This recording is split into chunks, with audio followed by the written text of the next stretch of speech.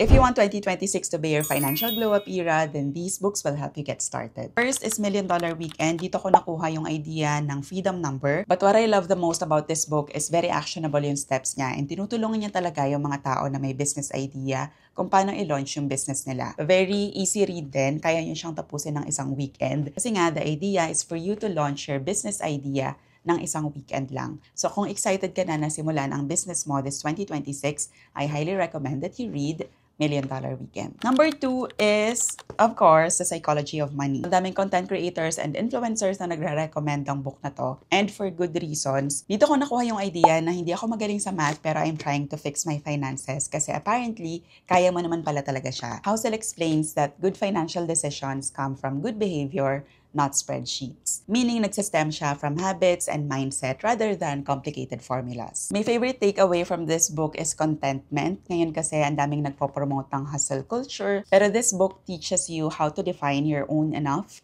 Kung ano sa tingin mo yung enough na para sa'yo, okay lang yon. Hindi mo kailangan sumunod sa kung ano yung dinidikta ng society. As long as contented ka na, then it's okay to stop. Next is The Courage to Be Disliked. Wala na sa akin tong libro na to kasi pinamana ko na siya sa iba. I think itong libro na to dapat mabasa ng lahat ng OFWs at lahat ng breadwinners because it teaches you how to set boundaries and to stop living for everyone else's approval. After reading this book, you'll feel lighter and more confident choosing what's best for you. Next is Rich Dad Poor Dad. Ito yung pinakauna kong libro about money. Parang all things schools never taught us, makukuha nyo sa libro na to kasi it teaches you about assets, liabilities, and cash flow in the simplest way possible. It also opens your mind about financial education, not just job security. Dito kasi sa atin sa Pilipinas, di ba, ang idea is mag-aral ka na mabuti para pag-graduate mo, makukuha ka ng magandang trabaho. Pero ito, iba yung approach niya kasi ang tinuturo niya, financial security, instead of just relying sa trabaho.